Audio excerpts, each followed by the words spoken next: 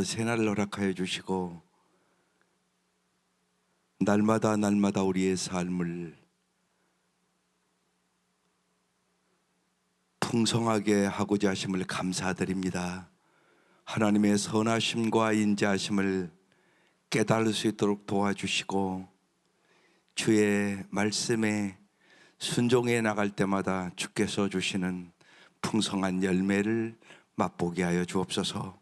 특별히 우리 싱글 목장을 기억하여 주셔서 진실로 참으로 어지러운 이 세대, 우리 청년들이 이 세대를 본받지 말고 하나님의 선하시고 기뻐하시는 뜻을 따라 살아감으로 하나님께는 영광을 돌리게 하여 주시고 진실로 세상을 변화시키는 청년들로 살아갈 수 있도록 축복하여 주옵소서. 예수님 이름으로 기도드립니다. 아멘. 오늘 말씀 신명기 18장입니다. 신명기 18장 1절에서 14절. 다 같이 일어나셔서 교도하시겠습니다. 레위 사람 제사장과 레위의 온 지파는 이스라엘 중에 분깃도 없고 기업도 없을지니 그들은 여호와의 화제물과 그 기업을 먹을 것이라.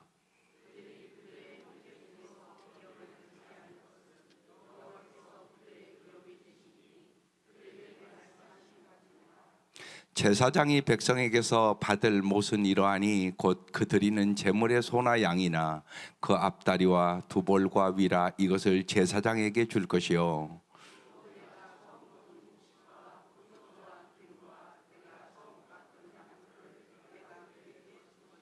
이는 내 하나님 여호와께서 내 모든 지파 중에서 그를 택하여 내시고 그와 그의 자손에게 항상 여호와의 이름으로 서서 섬기게 하셨음이니라.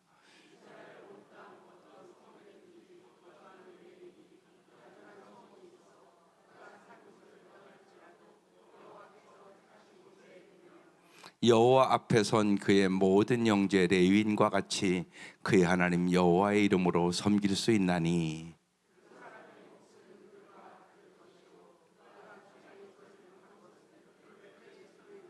내 하나님 여호와께서 내게 주는 땅에 들어가거든 너는 그 민족들의 가증한 행위를 본받지 말 것이니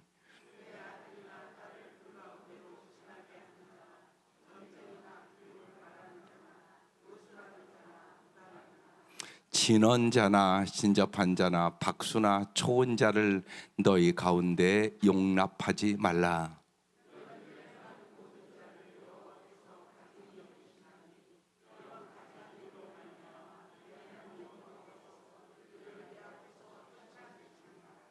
너는 내 하나님 여호와 앞에서 완전하라.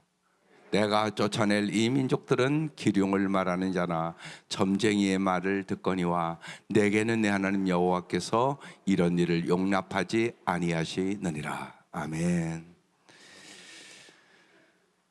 2월은 주제가 하나님의 사랑을 경험하는 사람입니다. 하나님을 경험하는 사람만 여러분 정말로 신앙생활을 아름답게 할 수 있기 때문에 그래요. 그래서 이제 사순절이 시작되면서 하나님의 그 사랑을 더 깊이 경험하는 2월이 될 수 있기를 바랍니다. 저는 오늘 주례도 있고 새벽 예배도 있고 그래서 축구 못 봤는데 극적으로 이겼다고요. 여러분 보세요. 얼마나 마음을 졸였겠어요. 근데 이긴 그 팀의 사람들과 진 사람들의 그 운동장에서의 모습이 완전히 다르잖아요. 여러분의 신앙도 마찬가지란 말입니다.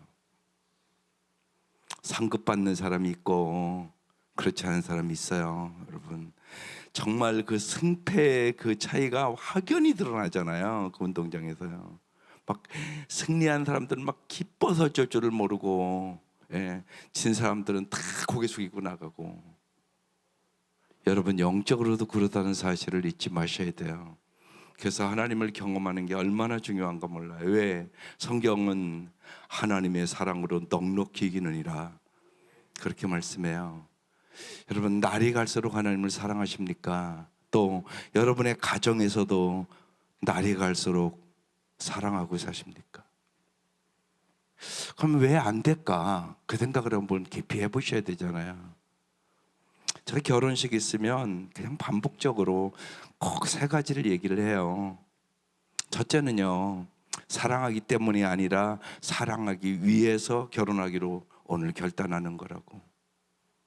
여러분, 예수 믿으면 다 구원 받았어요. 성령 세례 받는 날이잖아요, 예수를 영접하면. 그런데요, 여러분, 구원 받았다고 풍성한 삶을 사냐? 아니요. 결혼했다고 행복하게 사냐? 아니요.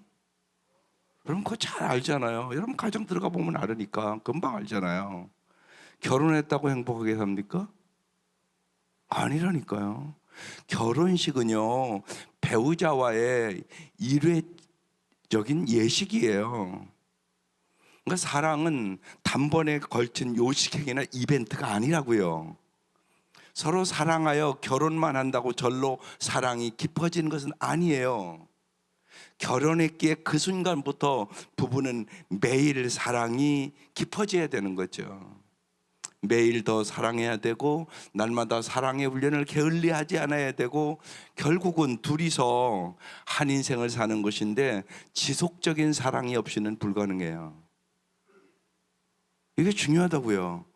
신앙생활도 마찬가지라고요. 예수 믿으면 성령 받았다고요, 다. 그런데 날마다 성령 충만함 받은 사람만 하나님의 사랑을 느끼고 그 사랑 속에 아름답고 풍성한 삶을 살아가는 거예요. 그 차이라고요. 그러니까 성령 충만함이 얼마나 중요한가를 이 사도행전을 나누면서 이제 내일 말씀이 성령의 충만함을 받고예요. 성령 여러분 다 받으셨을 거예요, 이 새벽에 온 사람은. 그런데 성령 충만한 삶을 안 살아가는 거예요. 그러니까 사랑을 못 느끼고 살아가는 거예요. 가정에서도 똑같아요. 그래서 여러분 젊은 사람들 왜 결혼해요? 그럼 사랑하기 때문에 그럽니다. 그럼 제가 그러잖아요. 착각하지 말라고. 너희들이 이제까지 연애하며 사랑하는 것은 이기적이고 자기중심적인 사랑이라고. 이제 결혼해서 살아보라고. 수많은 문제들이 발생한다고. 그런 어려운 가운데 사랑이 더 깊어지고 잘하는 부부가 있고, 그렇지 않고 서로 막 상처만 주고 아픔을 주고 괜히 결혼했다 그러고 자식 낳았으니까 어쩔 수 없이 사는 부부도 많다고. 세상엔 더 많죠 실제. 왜냐하면 실제로 행복한 부부는 10가정 중에 통계적으로 2~3가정밖에 안 되니까. 이게 현실이니까. 그렇기 때문에 얘기하는 거예요. 사랑하기 때문에가 아니라 사랑하기 위해서 결혼하기로 결단하시라고. 배워야 되는 거예요, 사랑을요. 저절로 되는 건 없어요. 중요하단 말이에요. 하나님과의 사랑도 동일해요. 그래서 날마다 성령 충만하셔야 돼요. 그렇지 않으면 종교 생활하게 돼요. 안타까운 일이라고요, 그건. 두 번째 제가 얘기를 하는 것은요, 항상 감사하면서 살으라고. 그래야 행복하다고. 어제도 얘기했지만 신앙생활 이렇게 하면 세 종류의 사람이 있어요. 자꾸 불평하고 원망하고 다 남 탓이라고 얘기를 자꾸 하고 자기 탓인데, 그러면서 자꾸 불평하면서 신앙생활하는 거 참 안타까운 일이잖아요. 그리고 모든 것이 그냥 당연한 거로 여겨요. 당연한 게 아니거든요. 그래서 정말 항상 기뻐하라, 쉬지 말고 기도하라, 범사에 감사하라, 이 말씀 붙잡고 살아야 돼요. 이 말씀이 여러분을 지배해야 돼요. 이 사람이 신앙생활 잘하는 사람이에요. 기쁨이 있는 사람, 감사가 있는 사람. 그러니까 은혜, 감사, 기쁨, 세 쌍둥이에요. 이게 반드시 있어야 돼요. 그래야 신앙생활 잘하는 사람이에요. 이게 없으면 신앙생활 잘못하는 사람이에요. 그 파악을 정확하게 하셔야 돼요. 그래서 제가 두 번째로 얘기해요. 항상 감사하기로 결단하고 결혼하시라고. 오늘 하루의 일상에 느낀 것에 감사하셔야 돼요. 날마다 우리가 하루하루 살아가는 것이 엄청나게 감사한 일이에요. 오늘도 수많은 사람 죽잖아요. 엊그제도 또 소방대원들, 젊은 사람들 가잖아요. 그분들 다 우리 형제, 우리 아들, 딸과 같은 사람들이에요. 27살이에요. 참 인물도 잘나고 이쁘대요. 그게 여러분 자식이라고 생각해 봐요. 기가 막힌 일이잖아요. 그런 일들이 날마다 벌어져요, 이 땅에서. 그러니까 날마다 별일 없는 게 얼마나 감사한 일인가 몰라요. 일상의 감사. 또 여러분 배우자의 관계도 마찬가지예요. 완전한 사람이 어디 있어요? 다 부족하지요. 그런데요, 자꾸 배우자의 관계 속에서도 서로 감사하는 가정은 더 아름다고 감사의 기적이 일어나요. 그런데 자꾸 잘못하는 거 지적하고 비판하고 정죄하는 가정은 행복한 가정 한 가정도 없어요. 그리고 아름답게 변화도 안 돼요. 왜? 보세요, 하나님 말씀대로 안 살고 있잖아요 지금요. 그게 역사가 없어요. 서로 관계만 다 깨져요. 왜? 감사가 없으니까. 그러니까 많은 경우는요, 우리가 말씀대로 안 살아서 기적이 안 일어나요. 그 생각을 하셔야 돼요. 범사에 감사의 역사가 일어난다고요. 살아면 살아보면요, 정말 어린아이도 마찬가지예요. 칭찬해 줄수록 잘해요. 여러분의 남편도 마찬가지예요. 칭찬해 줘야 잘해요. 여러분이 정말 단점을 지적하고 잘못한다고 하고 그래서 고친 사람이 있으면 일어나 보세요. 거의 없어요, 제가 보기에는. 그런 가정을 내가 못 봤으니까요. 반드시 그래요. 예, 남편들도요, 보면 어린아이와 같은 면이 참 많아요. 그래서 자꾸만 아내가 돕는 배필로 그래서 물어보셔야 되는 거예요. 안 되는 것은요, 많은 경우요, 마음의 상처 때문에 그래요. 자라면서 부모의 사랑을 못 받은 사람들은요, 결혼 생활하고도 아름답게 살기가 쉽지가 않아요. 사랑을 받아본 적이 없어서. 거기다 막 상처를 많이 받은 사람은요, 가까운 사람에게 막 함부로 하고 그 상처를 줘요. 그러니까 뭘 이렇게, 왜 내 아내는 저럴까, 내 남편이 이럴까, 그러면 그분이 어떤 상처가 있는가를 보셔야 돼요. 그래서 그 상처를 치료하는 게 우선이에요.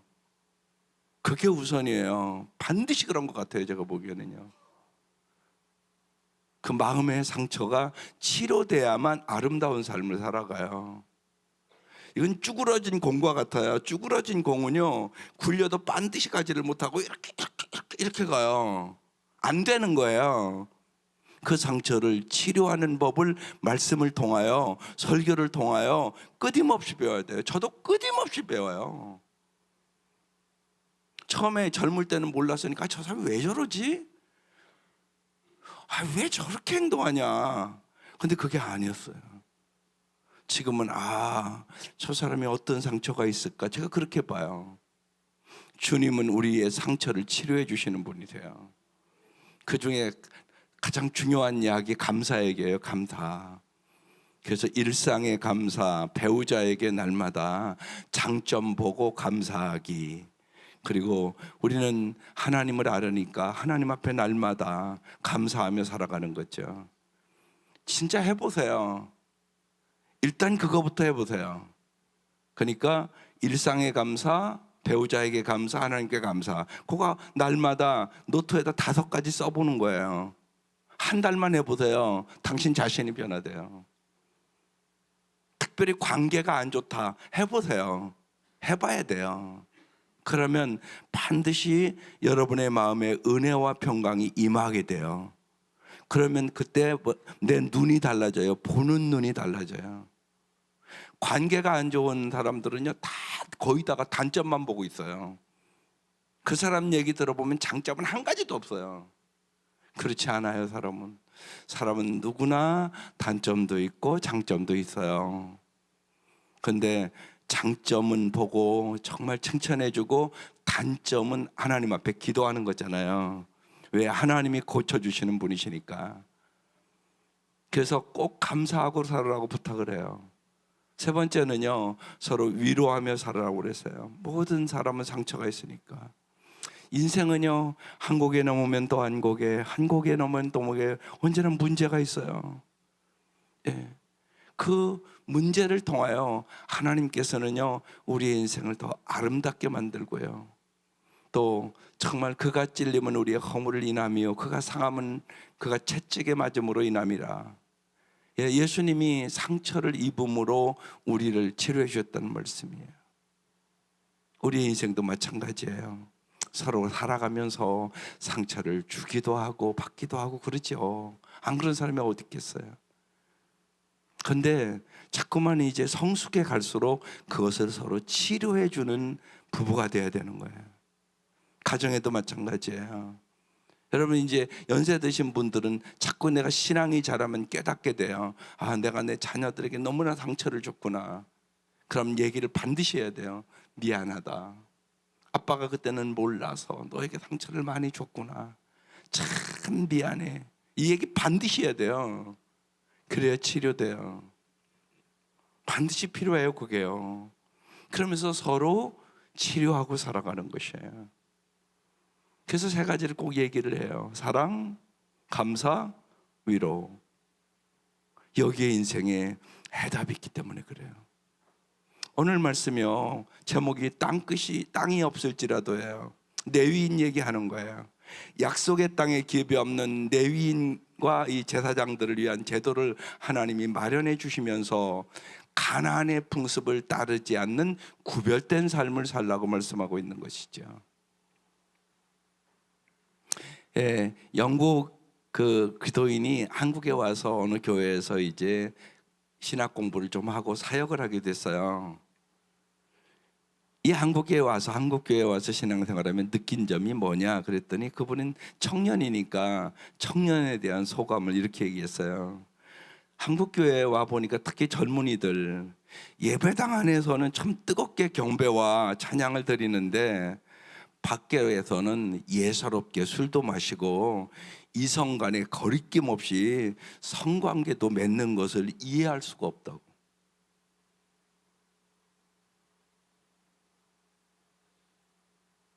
이게 연실이라는 거 여러분 아세요? 청년들 잘 들으세요. 그래서 오늘 특별히 새벽을 깨우는 청년들이라고 주보해냈어요. 여러분 자녀들 정신 차리셔야 돼요. 이 사회가 좀 이런 사회예요. 영국 기도인이 와서 한국 청년들을 보고 하는 얘기예요. 애들이 아무렇지도 않게, 그러니까 무슨 얘기냐, 세속화됐다는 얘기예요. 믿지 않는 사람과 구별이 없다는 것이에요. 여러분 자녀들은 안 그러신가요? 정말 여러분이 보기에 내 아들, 딸, 내 청년들이 정말 내가 봐도 우리 아이들이 예수 믿기 때문에 예수 안 믿는 애들과 구별되래요? 이게 심각하단 말이에요. 엄청나게 심각해요. 결혼 전에 성관계 가는 애들이 60%예요. 내 자녀는 아니라고요? 여러분 생각해 보세요. 둘이 예를 들면 일본 여행 갔다 아무 일도 없을까요? 나는 반드시 일이 있을 것 같아요. 그런데 아무렇지도 않게 부모가 보내요. 여러분 오늘 말씀이 그래서 중요한 말씀이에요. 하나님 앞에 하나님을 의지하지 않으면 누구나 그럴 수 있다는 것이에요. 오늘 이게 한국교회 문제예요. 우리가 세상 사람들과 구별됨이 없는 삶을 살아간다는 거. 그래서 특별히 오늘 말씀이 이렇게 시작합니다.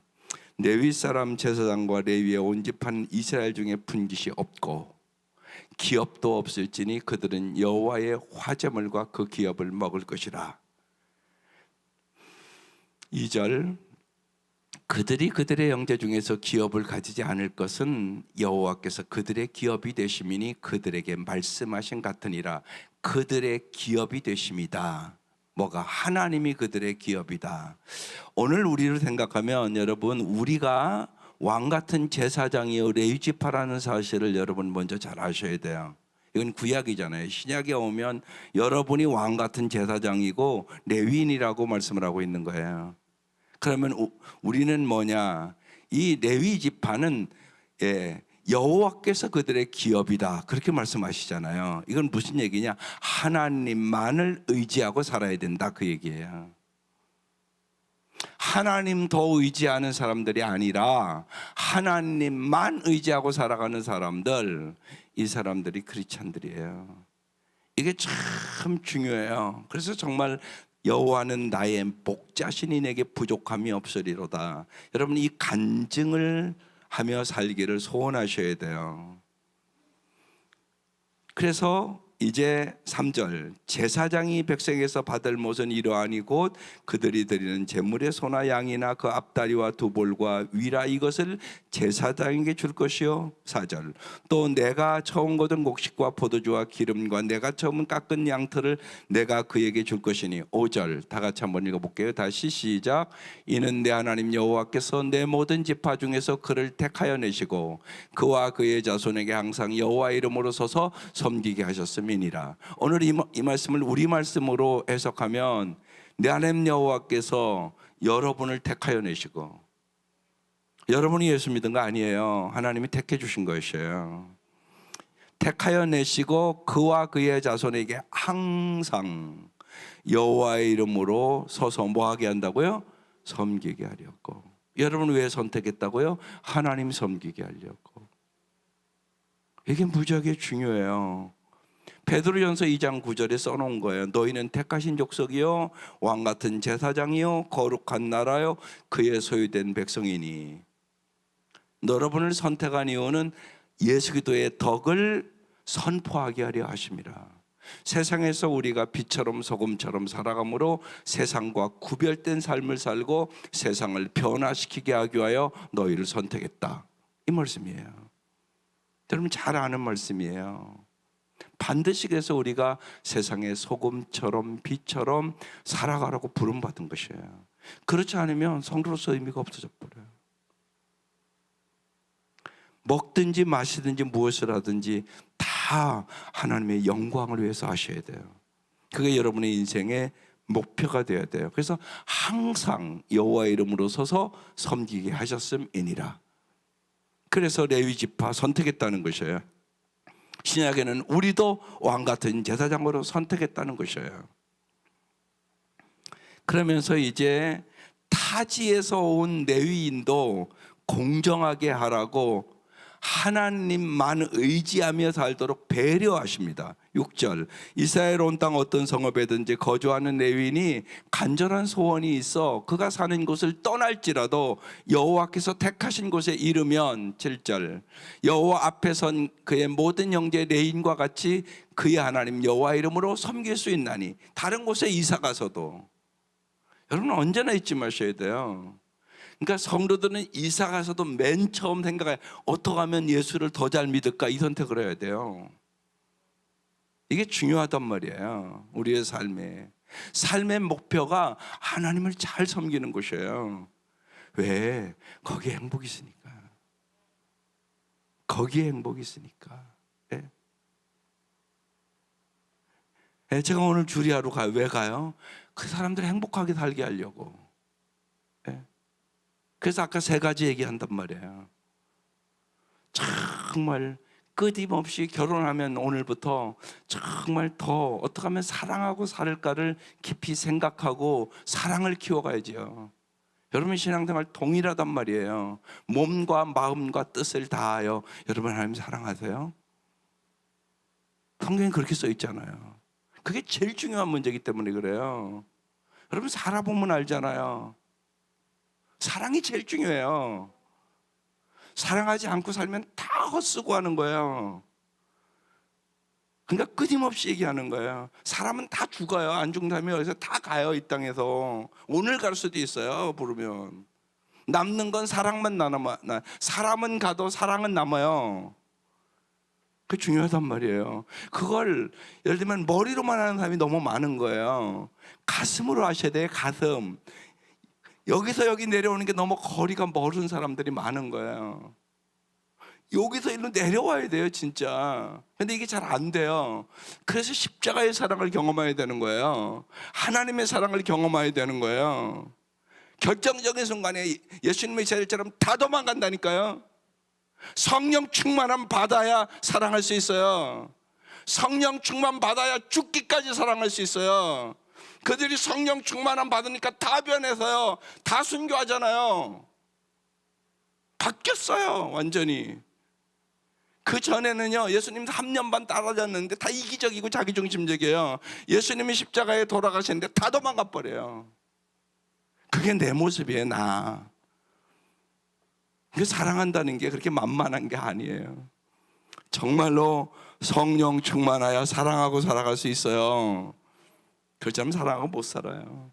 그러니까 내 수준을 잘 아셔야 돼요. 내 힘으로 안 되는 거야, 이게. 힘으로 능으로 되지 아니하나 하나님의 영으로 되느니라. 아멘입니까? 성령 충만함 받아야 사랑하고 살아요.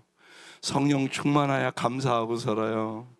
성령 충만하여 긍휼과 자비의 마음을 갖고, 주님이 나를 긍휼히 여겨 주셨던 것처럼, 주님이 정말로 자비로 나를 구원해 주셨던 것처럼, 오직 은혜로 구원을 해 주셨던 것처럼 여러분 은혜의 눈을 열어 볼 수 있게 되는 거죠.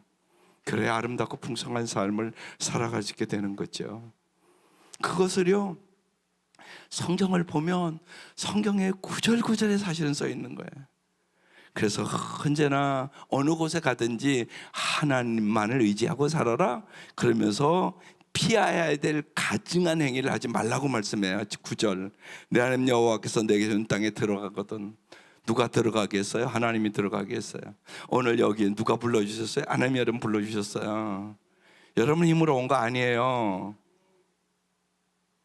여러분 이 자리에 올 수 있다는 게 엄청난 복이에요. 그걸 여러분 잘 아세요. 그래서 예배 잘 드리시고요, 여러분 말씀 잘 들으시고요, 어떻게 하면 저 말씀대로 살까 사모하세요. 사모하는 영혼을 주님 만족시켜 주세요. 그냥 왔다 갔다만 하지 말라고요. 진짜 어떻게 하면 저 말씀대로 살까. 거기에 역사가 있거든요. 주님이 언제나 얘기하거든요. 내 여호와께서 내게 주시는 땅, 하나님이 적과 꿀인 땅을 줘서 들어가거든 뭐 조심하라고요? 너는 그 민족들의 뭐를요? 가증한 행위를 본받지 말 것이니. 가증한 행위가 있다는 거예요. 가증한 행위. 오늘 마지막으로 해서 가증한 행위를 본받지 말라고 계속 반복해요. 뭘 본받느냐? 우린 여기 왜 왔어요? 예수 본받으려고 온 거예요. 여러 가지 일들이 있어요. 갈등도 있고요. 왜 없겠어요? 내 식구 사는데도 막 갈등이 있고 힘들고 막 그런데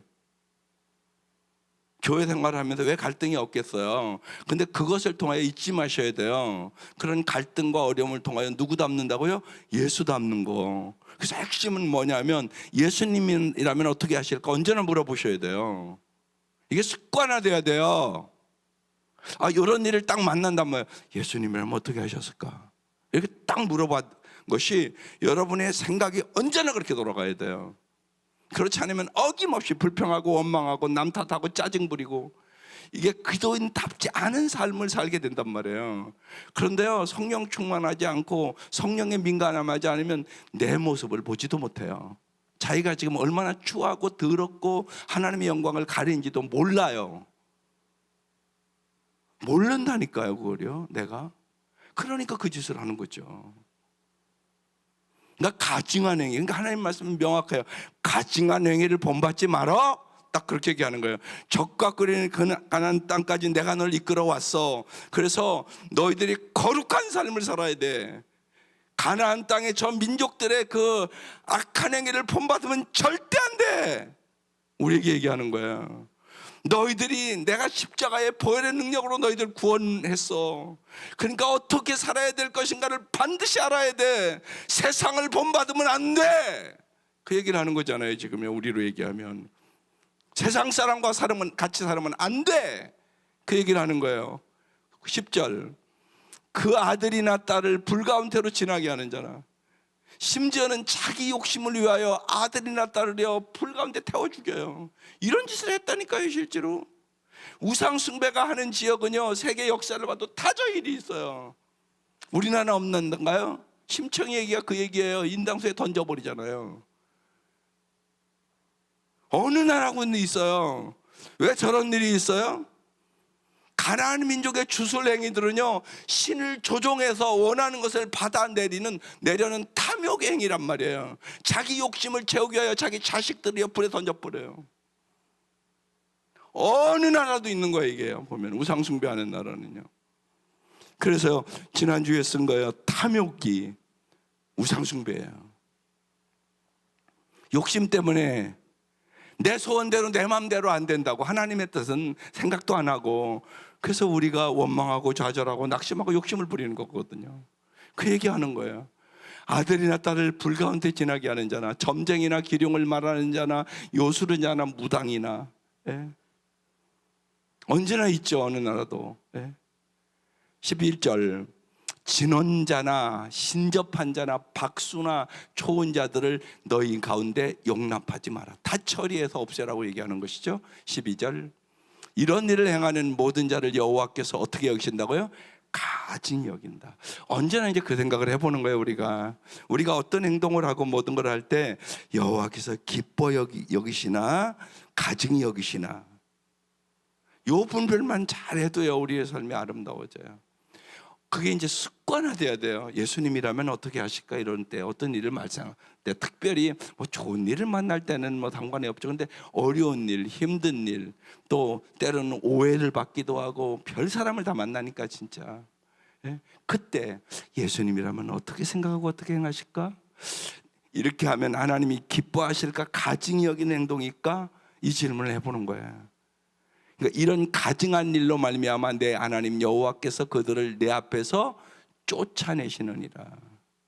13절, 그러면서 너는 내 하나님 여호와 앞에서 완전하라. 무슨 말씀이겠어요? 이게 우리가 완전할 수 있으세요? 성숙하라는 말씀이에요. 성숙하라. 하나님의 거룩한 성품을 닮아 거룩한 삶을 유지하라, 그런 뜻이에요. 그래서 여러분, 청년들에게 얘기하는 거예요. 언제나 삶의 목표 거룩이다.